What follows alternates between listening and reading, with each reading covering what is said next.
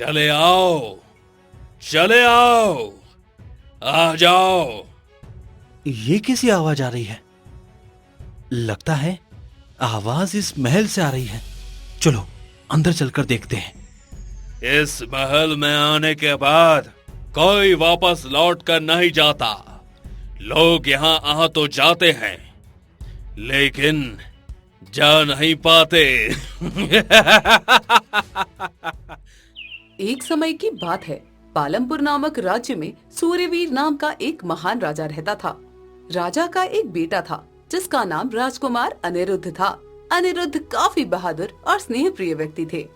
मंत्री जी, ये मैं क्या सुन रहा हूँ? खेतों के काम अभी तक पूरे नहीं हुए? जी महाराज, किसानों की हड़ताल के कारण बीच में काम रुक गया था, पर आप चिंता मत कीजिए, खेतों का काम जल्द ही खत्म हो जाएगा। ठीक है, आप सारे किसानों से कह दीजिए कि जल्द से जल्द काम खत्म किया जाए। ये मेरा आदेश है। जो आ गया महाराज। प्रणाम पिताजी। आप मंत्री जी को इतना डरा क्यों रहे हैं? क्या इनसे कोई भूल हो गई? अरे नहीं नहीं पुत्र, मैं तो बस मंत्री जी से खेतों के काम जल्दी कराने की बोल रहा था। अच्छा पिताजी, मैं जंगल जा रहा हूँ शिकार करने, आज्ञा दीजिए। ठीक है पुत्र, जाओ, अपना ख्याल रखना। जी पिताजी। राजकुमार इतना कहकर जंगल जाने के लिए निकल पड़ते हैं। मंत्री जी, मैं अपने पुत्र के लिए बहुत चिंतित रहता हूँ। मैं चाहता हूँ कि जल्द से जल्द इसे यहाँ का राजा घोषित कर दूं, पर इसका लड़कपन खत्म होने का नाम ही नहीं ले रहा है।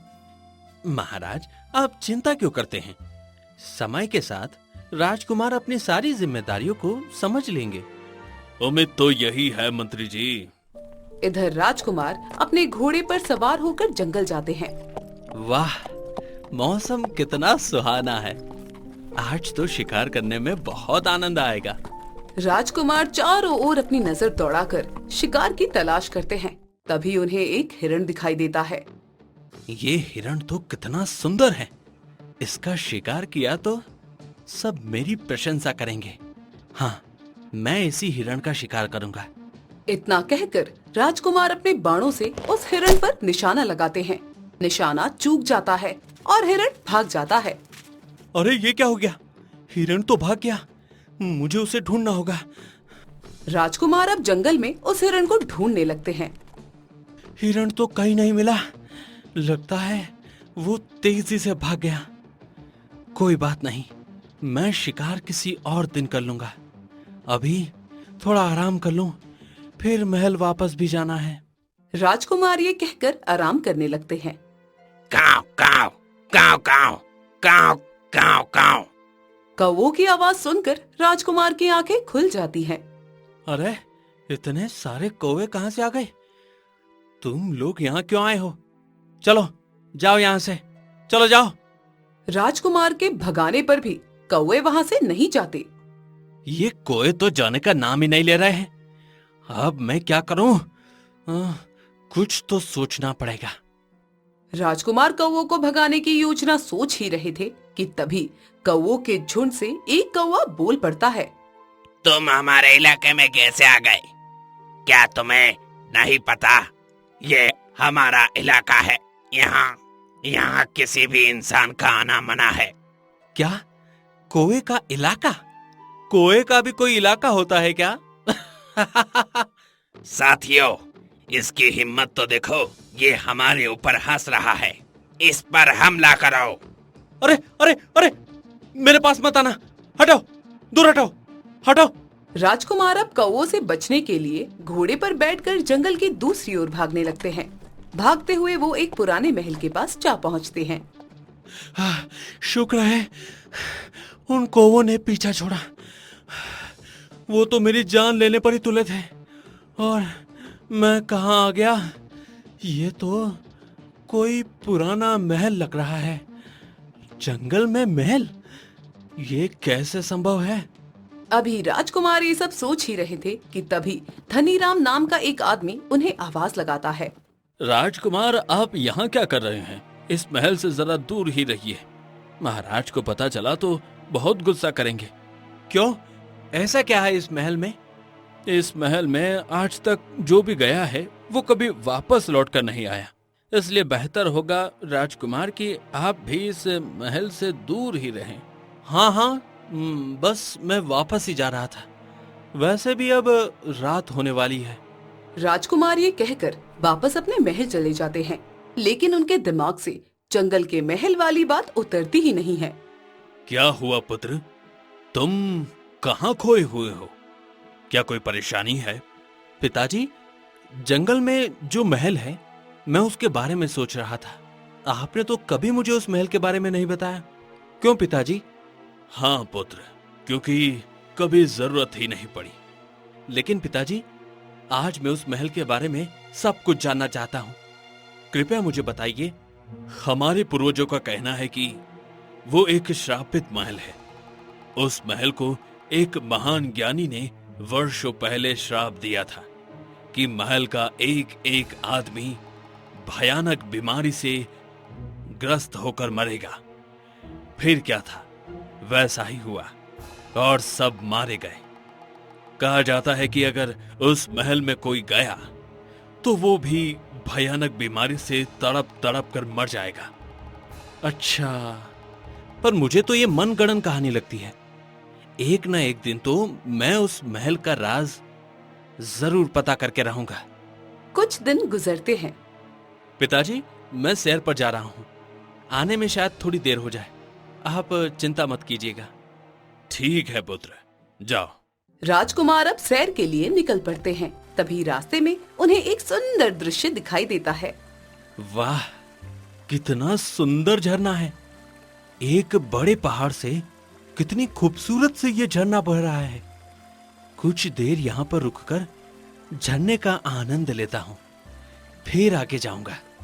राजकुमार एक पत्थर पर बैठकर झरने को देखने लगते हैं। तभी वहाँ पर एक हंस आ जाता है। आप कौन हैं और यहाँ बैठकर क्या कर रहे हैं? मैं इस राज्य का राजकुमार हूँ। मैंने इतना सुंदर झरना देखा तो सोचा बैठकर आनंद लिया जाए। ये झरना जितना सुंदर दिखाई देता है उतना ही भयानक भी साबित हो सकता है। क्यों? मुझे तो ऐसा कुछ नहीं लगता। राजकुमार, आपको सुनने में थोड़ा अजीब लगेगा, पर यह झरना एक मायावी झरना है।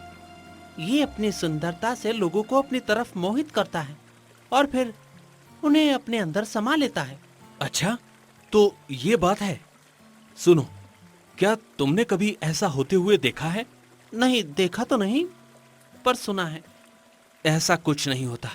मुझे तो लगता है कि ये सब लोगों की बनाई हुई कहानियां हैं और कुछ नहीं। तुम चिंता मत करो। राजकुमार और हंस दोनों आपस में बातें कर ही रहे थे कि तभी वहाँ पर एक मगरमच्छ आ जाता है। मगरमच्छ हंस को खाने के लिए उसकी तरफ बढ़ता है। मगरमच्छ, ये तो मेरी तरफ आ रहा है। राजकुमार, कुछ कीजिए। मैं कुछ करता हूँ। क्या करूँ? क्या करूँ? हाँ, मैं अपनी तलवार से इस पर प्रहार करता हूँ। राजकुमार ये कहकर अपनी तलवार से मगरमच्छ पर प्रहार कर देते हैं और मगरमच्छ वहीं मर जाता है। आपका बहुत बहुत धन्यवाद राजकुमार, आपने मेरी जान बचा ली, वरना ये मगरमच्छ तो आज मुझे खा ही जाता। कोई बात नहीं, ये तो मेरा फर्ज था, और वैसे भी दोस्त आपस में धन्यवाद नहीं बोला करते। राजकुमार हंस से ये कह ही रहे होते हैं कि उतने में एक चिड़िया तेज रफ्तार से उड़ती हुई आती है। हंस सुनो, जंगल में जो शापित महल है, आज वहाँ फिर कोई इंसान गया था और महल से जोर जोर से चिल्लाने की आवाज सुनाई दे रही थी। क्या? और वो इंसान महल से बाहर आया या नहीं? नहीं, वो बाहर नहीं आया, लगता है वो तड़पकर मर गया। इस महल की कहानी का सच तो कुछ और ही है। जो हम सबको दिखाया जा रहा है वो सच नहीं है। चिड़िया और हंस राजकुमार की बात को गहराई से सोचने लगते हैं। चलो, अब मैं चलता हूँ, शाम होने को है। मेरे पिताजी मेरा इंतजार कर रहे होंगे। इतना कहकर राजकुमार महल में वापस चले जाते हैं। पुत्र, आज तुम्हारे ससुराल यानी पड़ोसी राज्य से तुम्हारे लिए निमंत्रण आया है। मैं तो जा नहीं सकता क्योंकि राज्य के कई काम अभी अधूरे हैं। ऐसा करो, तुम चले जाओ। पर पिताजी, मैं कैसे वहां अकेले जा सकता हूँ? मैं तो वहां किसी को जानता भी नहीं।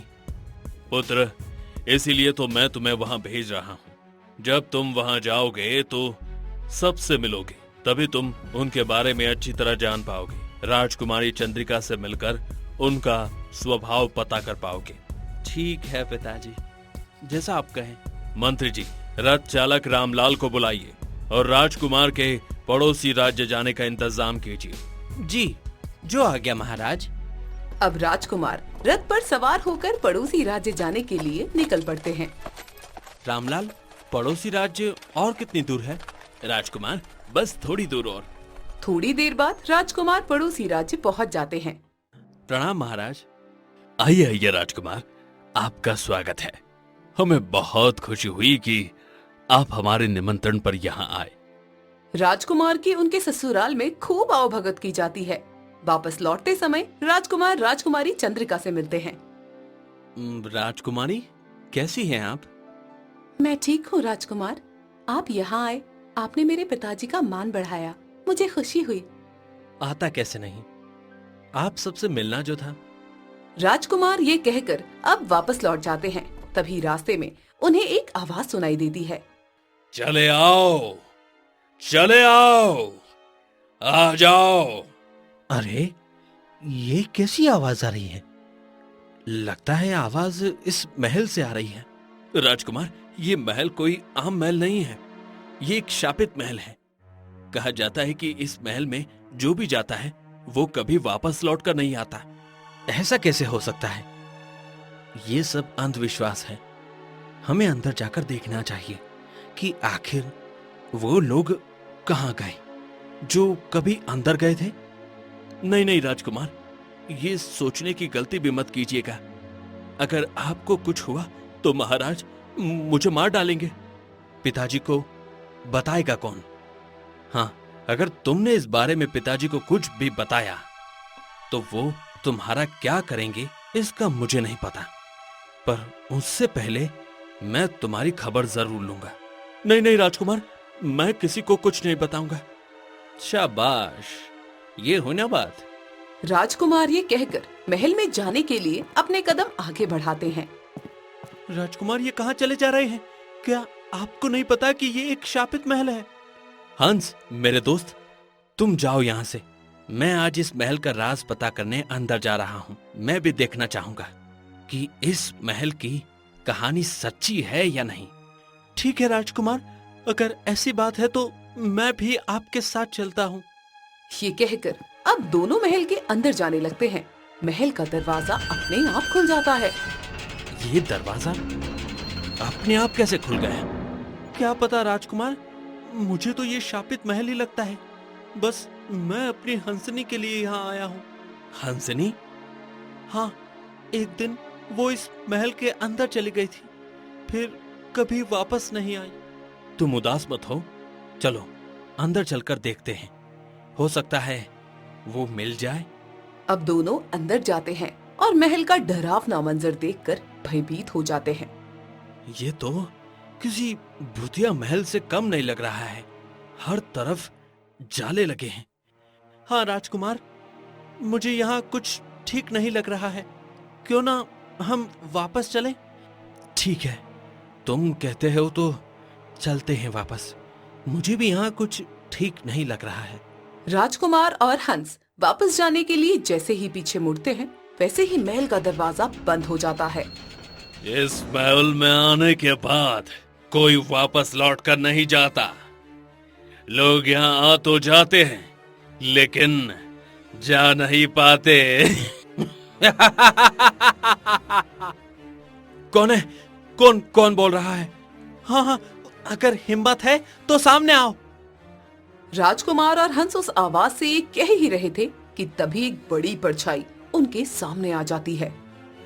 राजकुमार, ये इतनी बड़ी परछाई किसकी हो सकती है?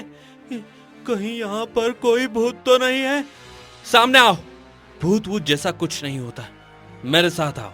चलो पीछे से चलकर देखते हैं कि किसकी परछाई है।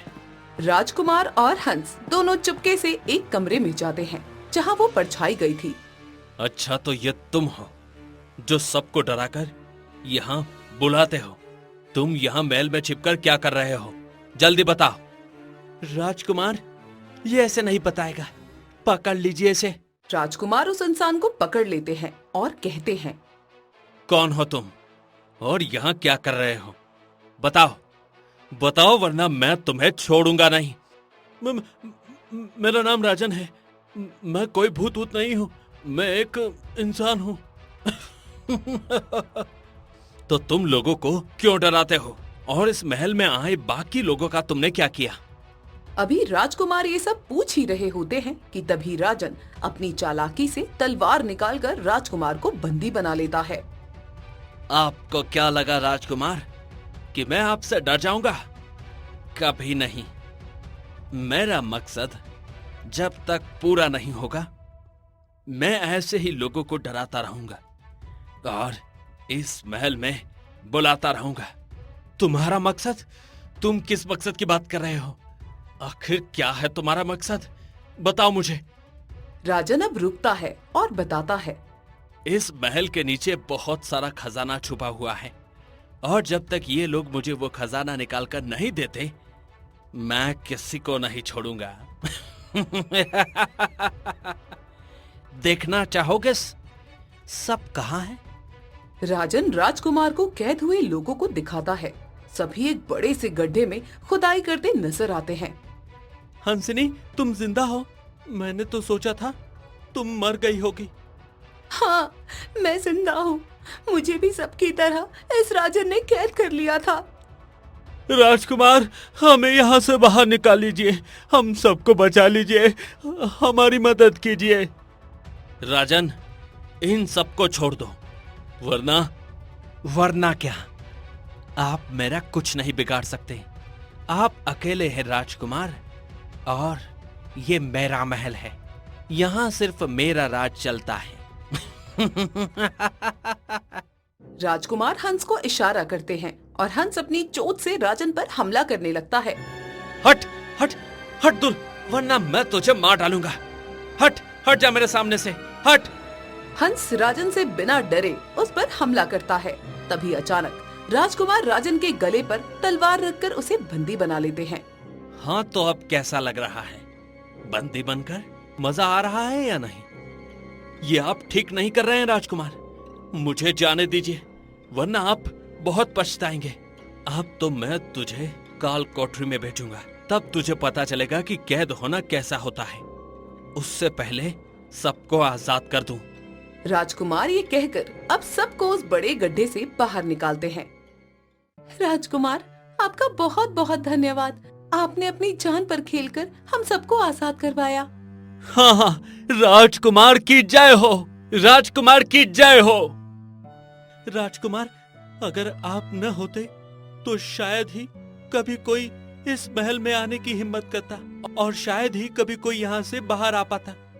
आप सच में एक बहादुर और समझदार इंसान हैं। एक राजघराने से होने के नाते अपनी प्रजा की रक्षा करना मेरा कर्तव्य है।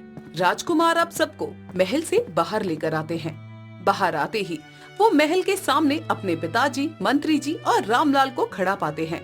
अरे पिताजी, आप यहाँ कैसे? तुम्हें क्या लगा पुत्र, तुम हमें कुछ नहीं बताओगे तो क्या हम तुम्हारी खबर नहीं लेंगे? अच्छा, तो ये सब आपको रामलाल ने बताया है? क्यों रामलाल, मैं सही कह रहा हूँ ना? मैं क्या करता राजकुमार, मुझे आपकी बहुत चिंता हो रही थी। पुत्र, क्या ये सब लोग महल के अंदर थे? जी पिताजी। राजकुमार राजा को सारी बात बताते हैं। मंत्री जी, इस राजन को 1000 कोड़े मारकर काल कोठरी में डाल दिया जाए। इसे भी तो पता चले कि आखिर कैद होना क्या होता है। जी महाराज, जैसी आपकी आज्ञा।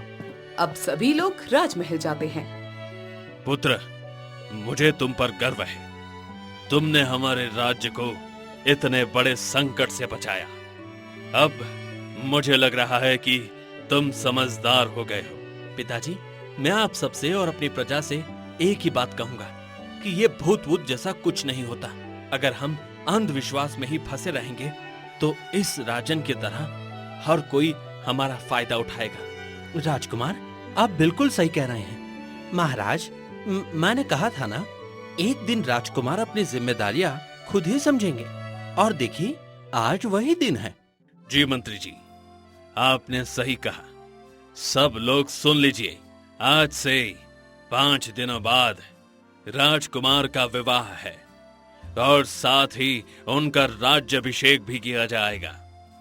5 दिन बाद राजकुमार और राजकुमारी चंद्रिका का विवाह हो जाता है और राजकुमार को राज्य का राजा घोषित कर दिया जाता है। तो दोस्तों, कहानी कैसी लगी कमेंट बॉक्स में जरूर बताइए। चैनल को जरूर सब्सक्राइब कीजिए।